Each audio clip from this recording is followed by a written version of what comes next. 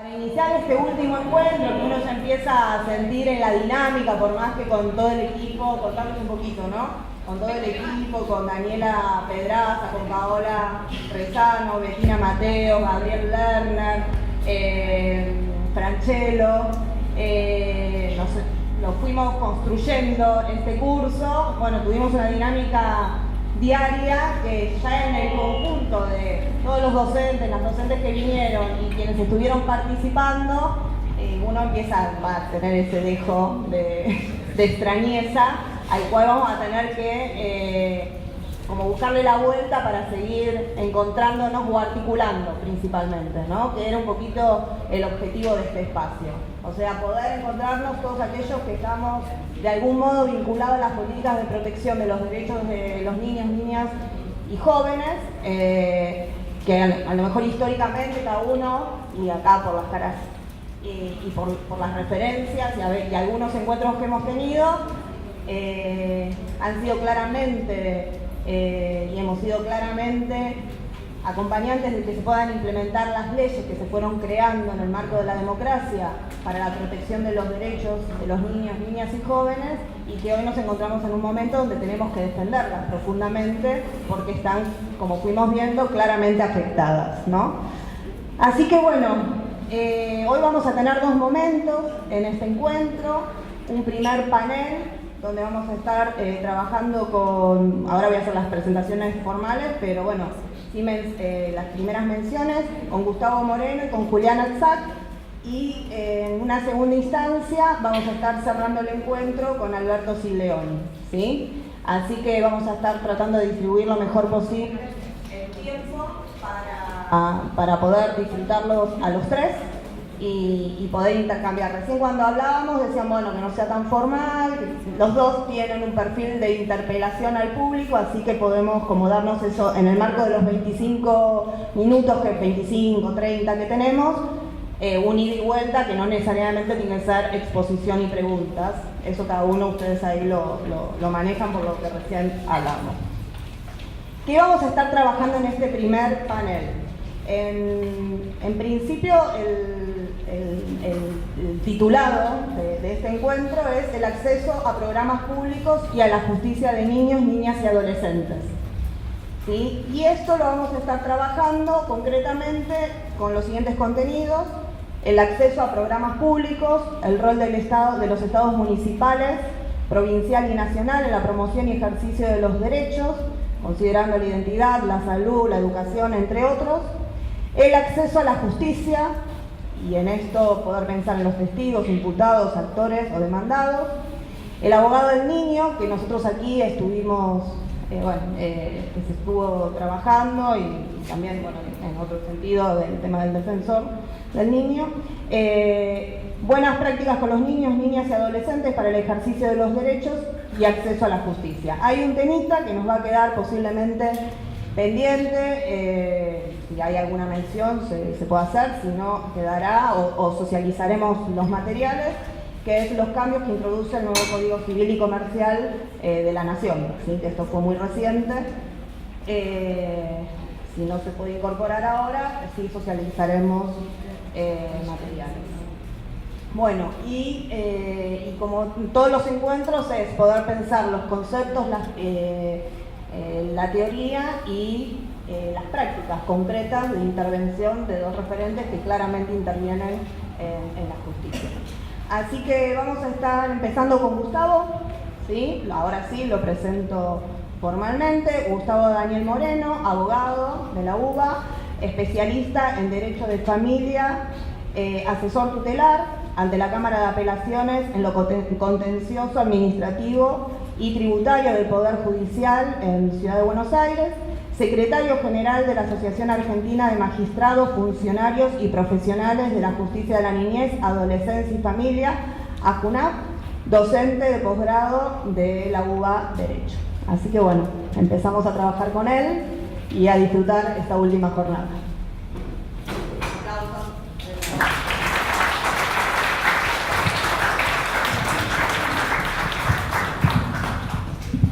Buenas tardes a todas y a todos, o a todes, como me diría mi hija que estudia trabajo social, para ser inclusivo. Gracias por el aplauso, pero como diría una maestra mía, Eva Giberti, me aplauden y todavía no dije nada. Y Eva siempre decía, ¿por qué vienen? ¿Conocen el programa?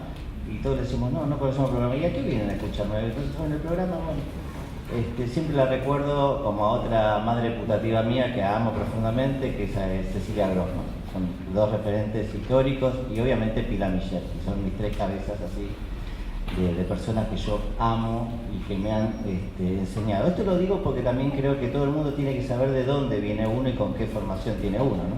Por lo mismo estudié con Beluso que con Cecilia Grossman, ¿no? En lo que es la Facultad de Derecho. Bueno, es muy ambicioso el contenido, ¿no? Para mis 25 minutos. Intentaré acercarme también con una petición especial de quien me ha invitado y a quien agradezco mucho, que es el doctor Gabriel Lerner, que me invitó y que también me pidió, además tenés que hablar de secundaria del futuro y reforma educativa. Entonces es como un poco... la verdad que lo primero que tenemos que pensar, y esto lo tenemos que pensar, seguramente ustedes ya están bastante empapados de lo que son las políticas públicas de niñez a lo largo de todo este curso que ha dado el Instituto Patria, es pensarnos claramente qué es lo que corta transversalmente quizás lo que han hablado, ¿no? Tanto en el sistema de protección integral, aquellos que les gusta el derecho de familia casi puro y hacen violencia familiar o violencia doméstica, y también los que están en el sistema penal juvenil, ¿no? Entonces, si nosotros tomamos, por ejemplo, la 26061, la Ley de Protección Integral, tenemos allí medidas de protección integral que están, ¿dónde están legisladas? Ahí en un articulito cerca del 33 están en el 37, ¿no? De manera no taxativa se dice acceso a los programas, y programas para la embarazada, y programa de acá, y programa de allá. Qué bueno, la verdad, está muy bueno esto, ¿no? Tenemos medidas de protección integral, tenemos en el mismo 33 que dice claramente no se puede judicializar a los niños o separarlos a los niños, en respeto del artículo 9, salvo por la casuística del 19 de la Convención. Entonces, ningún niño puede ser separado de su familia por las situaciones de pobreza. Esto dice el 33, tercer párrafo, ¿no? De la 26061. Fantástico, cambiamos de la situación irregular del patronato, nos vinimos a la protección integral. Y vamos por ahí por las leyes penales juveniles, el anteproyecto aún de este gobierno, que obviamente disminuye claramente los estándares en materia de derechos humanos y en materia penal juvenil, nos está corriendo un poco con el tema por izquierda, porque dice, bueno, no tenemos la ley Videla, tenemos que reformar la ley, cuando lo que realmente se busca es aumento de penas, más pibes penalizados, las medidas socioeducativas van a ser penitas, penas encubiertas.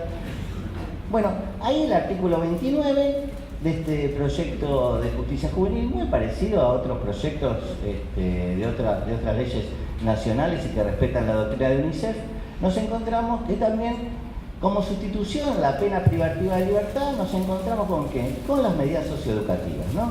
Y las medidas socioeducativas en este artículo 29 también necesitan programas. Parece ser que todo hay como una remisión a la política pública. Entonces, tanto el sistema de protección integral, el derecho de familia, más puro, que necesita de los recursos, díganlo las trabajadoras sociales o los equipos interdisciplinarios que trabajan en los juzgados de familia, que andan buscando recursos todo el tiempo, aún en salud mental, y el sistema penal juvenil parecía ser que esto de jugar al abogado, y no se ofendan los abogados, está muy bueno, pero la verdadera solución es el recurso operativo que se le puede dar al pibe, claramente, y el trabajo subjetivo, y esto de ponerle el cuerpo al pibe día a día. Esto no se lo va a dar el juez, no se lo va a dar el asesor, yo soy asesor, defensor de menores, esto no se lo vamos a dar nosotros podemos poner el cuero por los derechos de los pibes, pero el trabajo diario operativo lo dan estos programas y estos recursos humanos que trabajan en esos programas. En esta lógica, en esta clara lógica, también advertimos que estos programas, ¿qué son a nivel de tratados internacionales? Nosotros que respetamos los derechos humanos y que tenemos que trabajar también, porque pareciera ser que el único derecho humano que conocemos aún en teoría es el derecho penal humanitario. Pero, ¿qué son exactamente en términos de tratados internacionales? ¿Alguno que quiera decir algo? Los programas, las políticas públicas.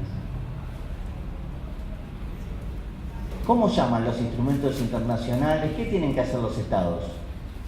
Tomar medidas positivas. Ustedes lean los textos de los instrumentos internacionales, no solamente los que son tratados, sino en general los instrumentos internacionales, dice, el Estado debe adoptar medidas positivas para esto, para aquello. Bueno, estas medidas positivas no son otra cosa que políticas públicas.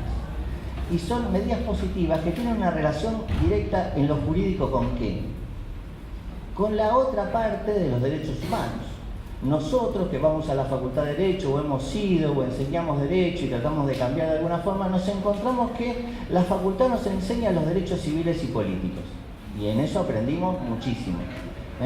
Nosotros, los que hacen Derecho Civil, conocen mucho de Código Civil, pero ¿a quiénes se les aplica el Código Civil? Y a los que tienen propiedad. Sarmiento decía, creo que era Sarmiento, por ahí decía, Código Civil para los propietarios, para los campesinos, leyes de policía, ¿no? Es decir, que el derecho civil siempre estuvo ligado a los propietarios. Sabemos que el Código Civil no se aplica en la Villa 21-24, en la 31, en Fátima. Ahí, si a uno lo tienen que desalojar, no lo mandan a una intimación. Vienen hasta la noche y dicen, te vas mañana porque no pagaste, y si no, te sacan con toda la familia. Es decir, hasta fallamos en el tema de violencia doméstica, donde en definitiva el juez de familia no puede poner la perimetral o hacer funcionar la perimetral porque es preferible a veces sacar a la mujer y al chico que al propio autor de la violencia. ¿Por qué? Porque el Estado no garantiza nada, no garantiza ambulancia, no garantiza... Pero además de esto, los derechos políticos también aprendimos, son derechos que se violan por comisión. Pero nos están quedando algo fuera que corta transversalmente al sistema de protección integral, al derecho de familia, al sistema de responsabilidad preventiva, que son los derechos económicos, sociales y culturales, los llamados pareciera claramente que no son tratados y hasta no son judiciables. Han dicho por ahí que no son judiciables, que no se pueden exigir. Si uno toma el primer artículo de la 26061, el primero para aquellos que no son abogados, que es fácil de lectura, dice: la omisión de los organismos gubernamentales da derecho a cualquier habitante, dice ciudadano. Lamentablemente la redacción es muy mala del texto legislativo, porque si no, si fuese un ciudadano ya no sería un niño y también tendría que ser nacional casi, ¿no? Entonces, a cualquier habitante a iniciar acciones ¿de qué tipo? Administrativas o judiciales. Toma esta recepción, claro, de lo que dice UNICEF, que hace muchísimos años, gracias a Dios, lo dijo Eva Perón: toda necesidad es un derecho, ¿no? Si toda necesidad es un derecho, toda necesidad básica insatisfecha, ¿qué es? Un derecho vulnerable. Con lo cual, si es realmente un derecho, yo también tengo derecho a exigirlo. ¿Y a exigirlo a quién? Si nosotros no tenemos que institucionalizar por pobreza, ¿a quién se lo vamos a exigir? ¿Al legitimado pasivo quién es? El Estado. ¿Y el Estado en quién? En la división de poderes, el Poder Ejecutivo. Y cuando hablo del Poder Ejecutivo, hablo del Poder Ejecutivo nacional, del Poder Ejecutivo provincial o de la CABA y hasta de los Poderes Ejecutivos municipales, que tienen la responsabilidad de ejecutar la política pública. No nos olvidemos que juntamente con el órgano legislativo, llamamos Congreso, Legislatura o Consejo Deliberante, asignan presupuesto además a estas políticas públicas. Cuando un legislador o un concejal asigna presupuesto a una política pública, dice: este derecho económico y social no solamente está vigente, sino que va a ser eficaz. Y cuando no le asigna, va a decir: le asigno, no le asigno, está vigente, pero no va a ser eficaz. Y que lo que necesitan los pibes es que lleguen las políticas públicas, no que estén escritas solamente teóricamente en un programa y una norma. Y además, otra cosa más, los programas, salvo honrosas excepciones y lamentables excepciones como a veces el programa de hoteles de la CENAF, que no tiene una normativa, pero lo cierto es que todos los programas que encontramos en el análisis del derecho administrativo, otra rama del derecho que hay que empezar a estudiar más de los abogados, porque hoy el derecho a la infancia se acerca al derecho administrativo porque hay que litigar contra la administración pública, cuando digo esto es municipio, provincia y Estado Nacional, poderes ejecutivos, necesariamente están creados por normas, porque nosotros vamos a exigir normas, nosotros tenemos que ver exactamente cuáles son las normas. ¿Por qué las normas? Porque las normas tienen requisitos legales hasta de acceso al programa, los requisitos del programa. Uno, para ingresar al programa, por ejemplo, de tercera edad de la Ciudad de Buenos Aires, tiene que tener más de 60 años, ¿no?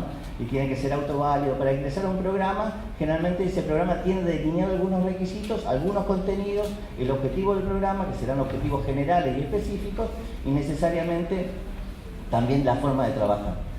Esto es lo que mínimamente podemos exigir. Y acá hay una forma que yo insisto, y estamos trabajando bastante bien, o estábamos trabajando bastante bien desde la asociación a la que yo soy en este momento el secretario general, que es el tema de la exigibilidad de los derechos sociales. Estos derechos sociales son exigibles hasta en tribunales, debían ser, y el Foro Contencioso Administrativo de la ciudad fue un ícono en este sentido, como también algunos honrosos jueces, obviamente, de la provincia de Buenos Aires. En este momento me cabe recordar a mi amigo Luis Arias, ¿no?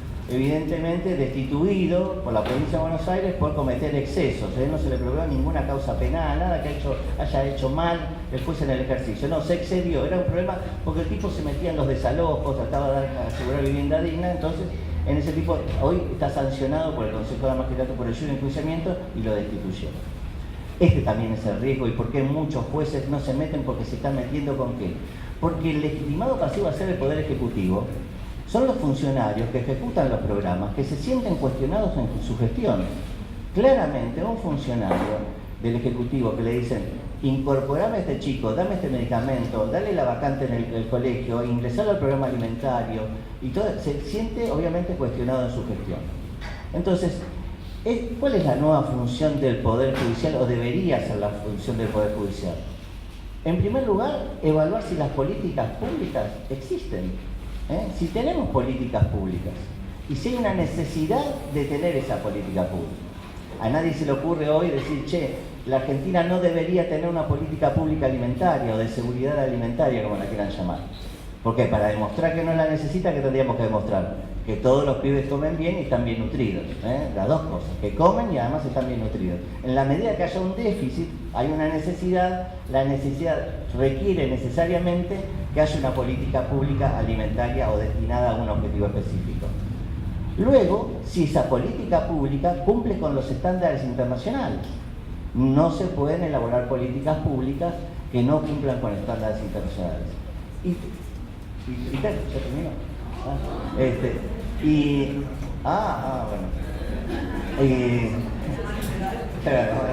Y tercero, era que estas políticas públicas además se cumplan los requisitos de los propios programas, si realmente estos requisitos cumplen esos programas. Hoy tenemos, yo a veces me dicen: vamos a hablar de los derechos sociales de la infancia. Yo de acá pido disculpas sobre todo a Julián, porque me tengo que retirar, me invitaron a dar una charla sobre exigibilidad de derechos sociales, lo venimos repitiendo casi, ¿no? Pero el tema, yo preferiría algún día que me llamen a decir exigibilidad del derecho a la salud. Vamos a hablar del derecho a la alimentación. Vamos a hablar del derecho a la salud mental, vamos a hablar de la incorporación o el derecho dentro de la salud mental de las adicciones específicamente, de los programas para adultos, para chicos, y cómo exigir los programas de adicciones en este momento que el presidente Macri decretó que en materia de adicciones, los que trabajan en salud mental según no trabajan. La emergencia. Muy poca gente sabe que estamos en emergencia en las adicciones y una vulnerabilidad enorme. Él la decretó nada más, no tiene contenido el decreto es un buen decreto, no tiene ningún contenido. Cierto que el Frente para la Victoria y algunos otros partidos están tratando de lograr que se dicte una ley de emergencia en adicciones, obviamente con mayor contenido y provisión de recursos, que el tema está trabado por el presupuesto. ¿Cómo se financia esta ley? ¿No? Claramente. Que el tema del presupuesto, y para ir también en la otra mitad de mi pequeña exposición, muchas veces se dice: pero los derechos sociales son caros, son caros. Esto de en definitiva, la verdad que es muy caro todo, como esto de hacer escuelas, esto de hacer hospitales, esto de mejorar los centros de salud, esto de que nos faltan vacantes en nivel inicial. ¿Saben cuántas vacantes faltan en nivel inicial en la ciudad? 9.680. Exactamente, ese es el número que reconoce el Poder Ejecutivo de la ciudad. No es un número que inventó Moreno, el asesor tutelar, está reconocido en un expediente que se lleva adelante.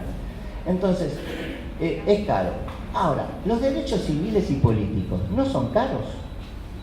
Claro que son caros. Fíjense, un derecho civil caro: mantener los registros de la propiedad inmueble. Eso lo hace el Estado.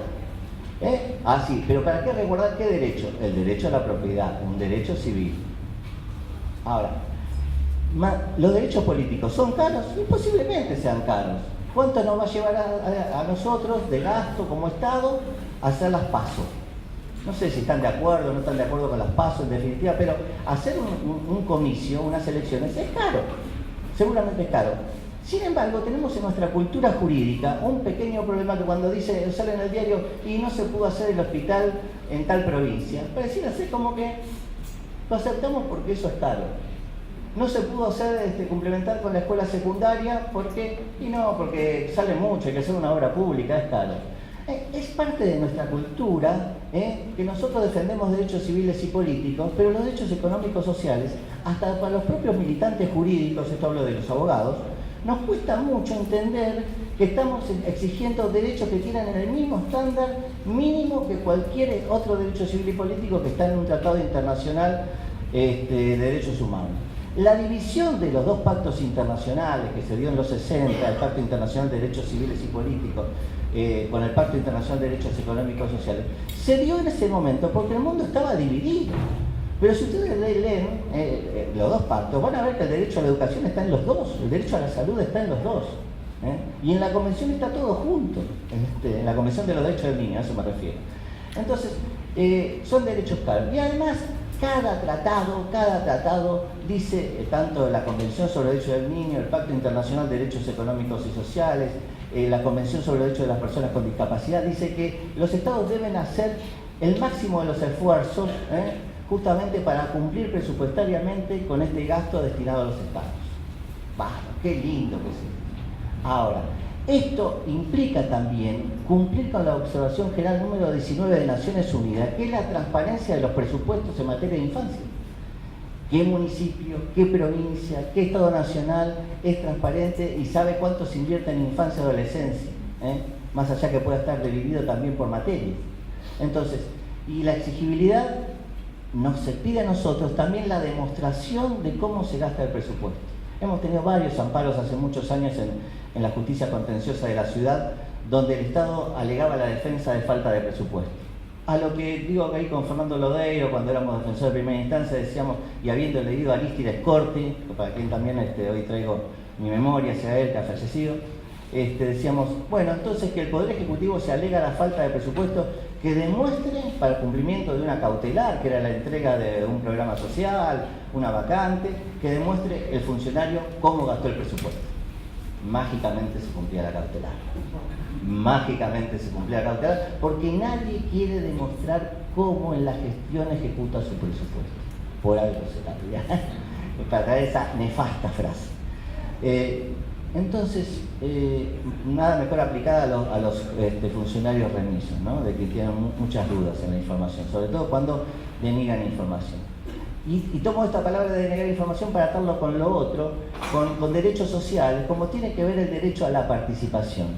Y uno de los derechos principales que tienen nuestros pibes y que han desarrollado con aciertos y con errores, pero lo bueno es que piensan más allá de sus ombligos, es la forma de participación. Hace un tiempo me decía un comunicador social muy conocido en un reportaje, me dice, pero doctor, ¿usted piensa que los chicos tienen derecho a fijar su reforma educativa? No, yo no pienso eso. Pero sí como mínimo tienen derecho a ser escuchados y a que se les explique por qué son aceptadas sus propuestas o por qué son denegadas sus propuestas. Eso es escuchar al derecho del niño. Y escuchar al derecho del niño de manera colectiva no es una cuestión que se le ocurrió al asesor tutelar o a la asesora tutelar de primera instancia, Mabel López Oliva, que llevó adelante y es la que dirige el proceso en primera instancia. Es porque lo dice la Convención. A nosotros nos falta también un tema de cultura convencional, de trabajar y leer más los tratados de derechos humanos. Pareciera ser, sobre todo a los abogados, que repetimos derechos humanos, pero no conocemos ni siquiera las observaciones generales que dictó Naciones Unidas respecto de la Convención de los Derechos del Niño. Que son varias, son muchas. Es decir, la primera justamente ¿de qué tema es? Acá que saben de niñez. La primera observación general de Naciones Unidas respecto de la Convención. ¿Saben lo que son las observaciones generales todos?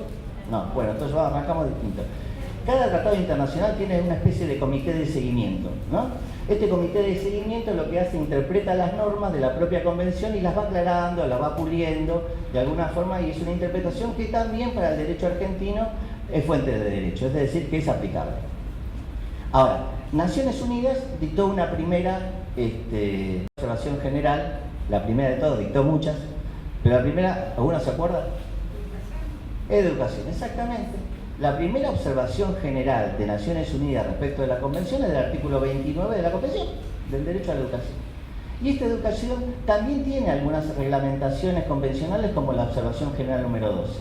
Observación general número 12, creo que del año 2009, que dice claramente que los niños deben ser oídos colectivamente y que deben ser oídos en sus programas de estudios. No es un invento, es un invento, es decir, este derecho de ser oído respecto al programa de estudio y también respecto de qué, de las cuestiones sancionatorias que tengan.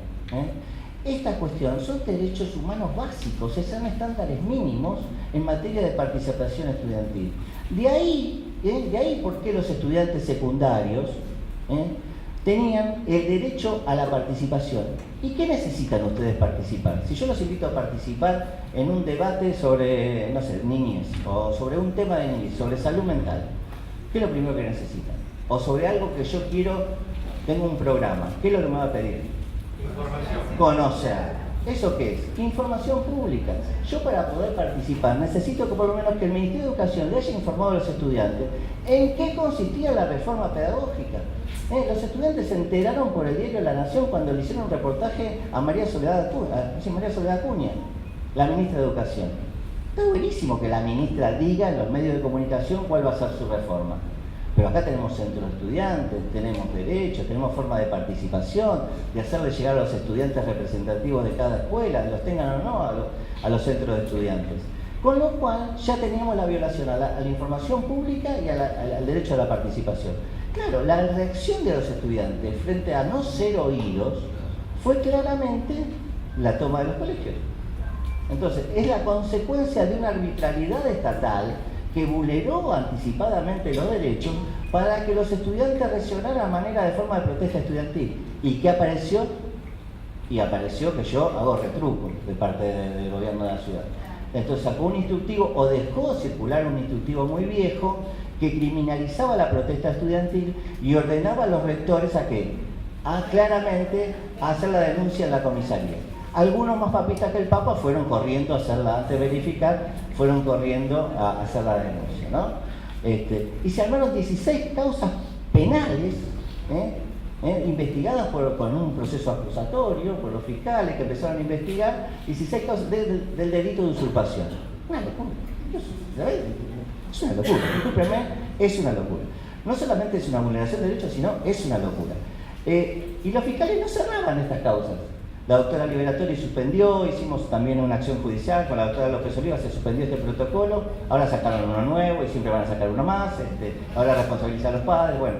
Pero vean ustedes que en definitiva, que la actividad juvenil de los estudiantes secundarios, de los adolescentes, que además el hecho de ser personas menores de edad, no los disminuye, al contrario, si nosotros venimos peleando por la autonomía, para los que hacen familia, por la autonomía progresiva, parece que la autonomía progresiva es solamente para ir al juzgado de familia, hablar del divorcio y del cuidado personal y del régimen comunicacional. La autonomía progresiva es un derecho fundamental que también se aplica a los estudiantes en los derechos económicos y sociales. Es claro que esta autonomía progresiva, de que cualquier niño de 13 años tiene derecho a ¿qué? A decidir, por ejemplo, a partir de los 13 años, porque tiene discernimiento para los actos lícitos, hasta su propio cuerpo. Hoy tenemos el debate de la religión de los testigos de Jehová en cuanto a la negativa de sus transfunciones a partir de los 13 años. Ha salido recientemente un fallo de Córdoba que viola el artículo 26 del Código Civil y Comercial. Bueno, esto sería para hablar la parte que va a quedar afuera, ¿no? Pero es muy interesante hacer una clara lectura en materia de derechos humanos, del derecho realmente de los adolescentes en la participación y en la evolución y en la operación. Y la verdad que en esta batalla de los adolescentes la hicieron solos. Muchos también estuvimos ausentes y no estuvimos a la altura quizás de la circunstancia de acompañamiento a veces. Los pibes estaban solos en las escuelas con muchas presiones y se la bancaron re bien los pibes, ¿no? Y también supieron aceptar cuando se había agotado el tema de la protesta estudiantil. Con mayor enojo, con menor enojo. Y bueno, dijimos ahí, bueno, quizás sea el momento del amparo. Y ahí estamos con el amparo cuestionando la reforma educativa. Pudimos lograr que la Cámara de Apelaciones brindara toda la información de la reforma educativa. Yo no soy pedagogo, así que no me voy a atrever a opinar de eso, pero sí podría decir que el primer documento pedagógico de la reforma educativa tiene fecha de septiembre del 2017. ¿Qué quiere decir esto? La reforma educativa era una estructura de un PowerPoint que circulaba por ahí, pero no estaba ni siquiera aprobada por ningún acto administrativo. Esto es lo que venimos cuestionando nosotros. Es verdaderamente grave esto, para cualquier reforma que se quiera hacer de cualquier tipo. Esto nos preocupó, seguimos batallando en este sentido. Y quizás para terminar, y volver a los derechos económicos sociales y la accesibilidad de las políticas públicas, también hay un déficit en la construcción y en el empoderamiento de los derechos humanos respecto de los niños y adolescentes. Que es, si ustedes miran el mapa de las escuelas que tomaron, de las 29 escuelas que tomaron, son 29 escuelas casi del sector de la zona céntrica o norte de la ciudad. Los que tienen más información, los que tienen el empoderamiento. No es que esté bien o que esté mal, es un dato de diagnóstico de un mapa donde vemos claramente que la ciudad de Buenos Aires en este momento está dividida en dos, de San Juan y Directorio al norte y San Juan y Directorio al sur. Donde tenemos menos vacantes escolares, tenemos menos centros de salud, muchas cuestiones asistenciales que tienen que ver justamente con la condición de vida de los pibes. La mayoría de asentamientos y todo está hacia el sur de la ciudad. ¿Y qué se violan? Derechos económicos y sociales. Hoy el desafío y la energía y la esperanza que tenemos que tener, porque si venimos a estos cursos porque tenemos muchísima esperanza. Nosotros tenemos muchísima esperanza de transformar la realidad y eso no nos va a sacar nadie la idea de poder transformar la realidad, y la realidad es mayor calidad de vida y mayor exigibilidad de los derechos sociales de la infancia. Y muchas gracias.